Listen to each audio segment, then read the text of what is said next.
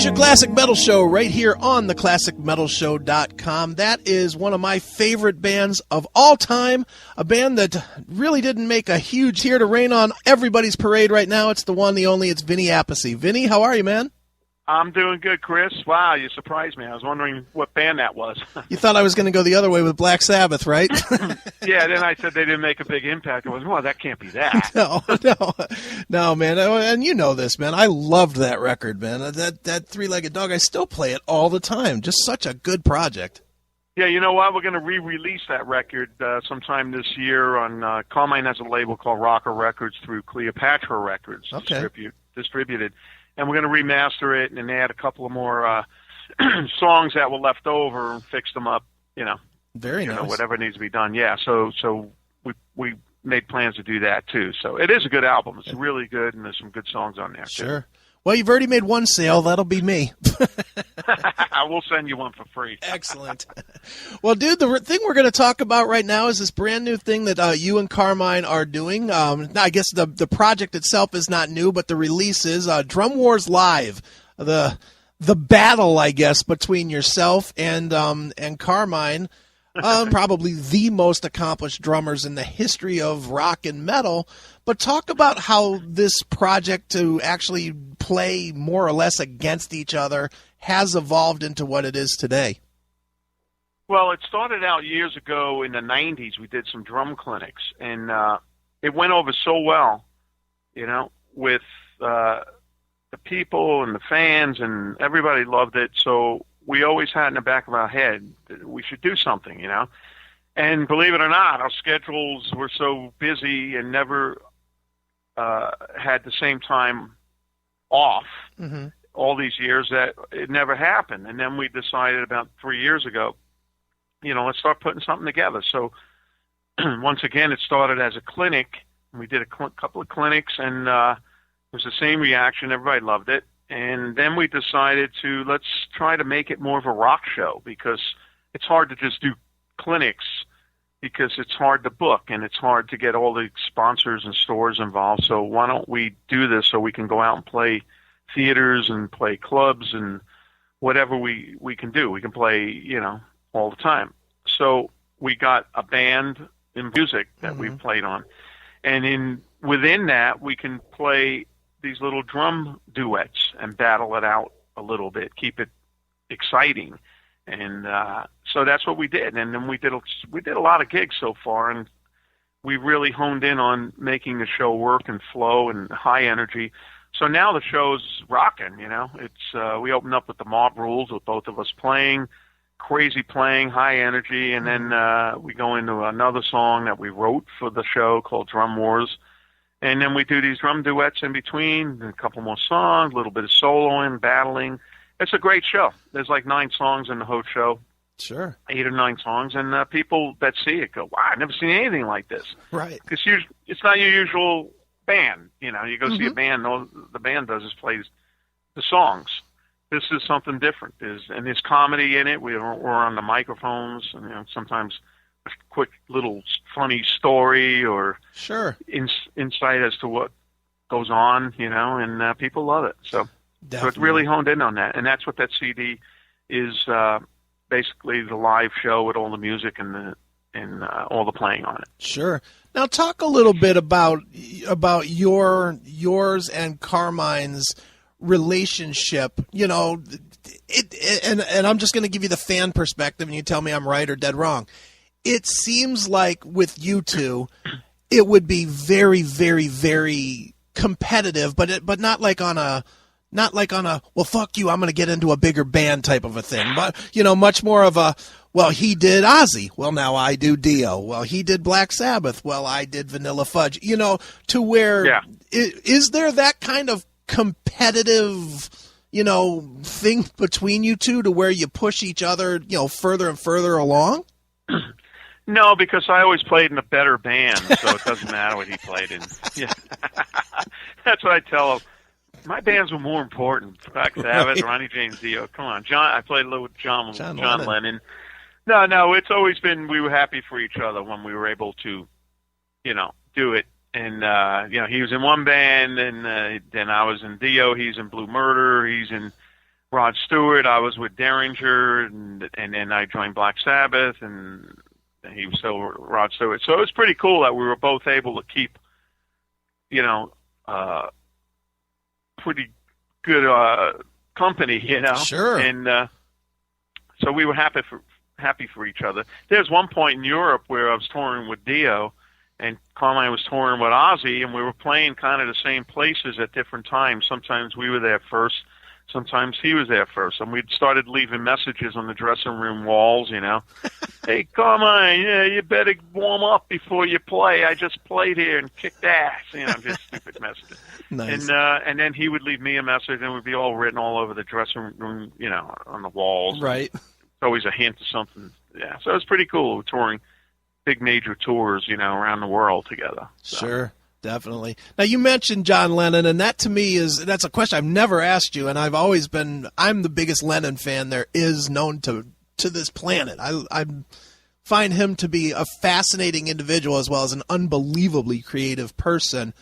Yeah. Working with him, did you see that creative genius that so many of us, sort of give him that label of having? Well, the way we worked with him first, we met him.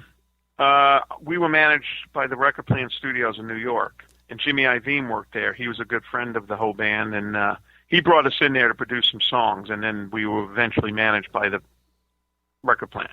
So we had a room there all the time, and we rehearsed all the time. And then we did one night. Jimmy was working with John. They needed hand claps for whatever gets you through the night. Okay. So they called the room. Jimmy did. And we came down, did hand claps. 9 guys. It was 4 horn players. Okay. We went back to our room. John probably asked Jimmy, who was that? And Jimmy said, that's the band I'm producing, and they're upstairs. And then John came up and watched us rehearse. Wow. After that. And then he used to come in. We smoked some joints with him and stuff, and hung out. So we didn't work on a creative level with him there. Okay. He was just hanging out. We played pool. He liked us. So he would just I guess it would take his mind off of what he was doing. It's like, here's a bunch of, regular guys, musicians, young, and right. He liked hanging out with us. And then he asked us to do a show for him. We did the live show at the New York Hilton, and it was a live TV worldwide telecast on Channel 7. Okay. And that was his last live appearance ever. Wow. And I fucking played on it. I didn't know that until there's a magazine called Guitar Aficionado that came out last year, and there's a big picture in the back before we went on stage of the band and John. I got my arm around John, and it says, mentions my name, which is amazing to be in the same article with him. And it says this was his last show. Wow. And, yeah. So we didn't work that much with him, with creativity. The only part we did was he produced the owner of the record plant wife sang, and when we went in the studio, we were the band and he was the producer, and we did like 6 or 7 songs with her. So he was telling us what to do at that point. Wow. But it's almost like you're in awe, Oh, the yeah. energy that you're not sitting there calmly going, wow, let's see what he does, Right, You're right, just right. sitting there going, holy shit, that's John Lennon in the other room. Exactly. So it's pretty amazing. and I was young. I was like 16 years old, 17. Oh yeah, dude, that had to be incredible. And really, when you look at it, you played, you not only played that last show with that legend, but you probably, I'm going to assume you played the last show with Dio ever, right? Yeah, played the last show with Ronnie. Grateful for that. And the weird thing about that is when I first met everybody in Black Sabbath, I met Tony Iommi the night before. I went down to the hotel. They called me, Mm-hmm. Come to meet Tony. We like the way you play. Went looking for a drummer. Met Tony. Everything was cool. Next day, went down to the rehearsal studio, and I met Ronnie, Geezer, Jeff Nichols on keyboards, and Tony again. Mm-hmm. And first song we played, I kind of knew it. I didn't really know it because this was so quick. It came up so quick. I said, Neon Nights. So we played Neon Nights. That was the first song I ever played with Ronnie. Okay. And the last song I ever played with Ronnie was Neon Nights. Wow. Yeah. It's a weird trip in between 30-something years from the first time to the last song was the same song that I started with. No kidding. So, Dude, yeah, pretty trippy. That definitely is. Yeah. Well, Vinny, let's talk a little tiny bit about gear, and I'll be the first one to admit that I at one point in my life I was a drummer, although very not good, which is why I don't play anymore because I was not good at it. But I've always been curious, especially for somebody like you that is talented at this. I'm sure you get pitched every foot pedal, every head, every cymbal, everything known to man that gets released. And I'm sure you've probably tried a lot of the different equipment, over the years. When you play a different piece of equipment, whether it's anything from new cymbals or sticks or, foot pedals or whatever, do you and you adopt it to use, do you do so because it changes your style of playing or gives you a little something that you didn't feel like you had before? Or do you just simply like the feel of it when you go on to something new? No, it has to be, it doesn't change the style of playing. It has to adapt to make the style you're playing a little easier, say. Okay. Like a foot pedal is very important. That's almost like part of a drummer's leg. Mm-hmm. You try a new foot pedal, you go, okay, what can I do with this? And how can I use it? Is it fast enough? And how does it feel? So foot pedals are very temperamental. You try some and then you either like them or you don't, and then the drums are, there's a lot of good everybody's making some good drums now, they just sound a little different. So it's more of the sound and that you're looking for and the people in the company too, because I haven't changed companies very often. I was with Tama for a long time, then DW for a long time, then now I've been with D-Drums going on a long time. And, if you like the product and the people that are behind it, you stay with it, Sure. And then cymbals, and we're both with them, and we tried them, and they sound great. And I'm using them in the studio and just love the sound and what it gives me when I play. So, sure. But, you're right. At one point, you get a lot of, offers and we'd love you to use this, and then you try it, and this is just not my thing, Mm-hmm. And it has to be your thing. Otherwise, you're just doing it to get the product, or if they're paying you, or whatever they're doing, Right, So. Certainly. Now, I want to move back to the Drum Wars shows a little bit, and especially this disc. How important is it for you to quote unquote win the drum battle every night? I don't think that there's a winner other than probably audience reaction, but how important is it for you personally, or what do you feel it takes for you to quote unquote beat Carmine on a night? Well, I do every night. You see, that's the thing. People come see the show, they go, "Oh my God, Vinny slaughtered Carmine." That's what I hear all the time. So it's not a problem. No, and no, I'm only kidding. We have it's actually we push each other on this show. It's not just talk. Like I'll just go for it as much as I can. He starts going for. He doesn't play like that with the Vanilla Fudge. Right. You know what I'm saying? Right. We just push each other to the absolute limit.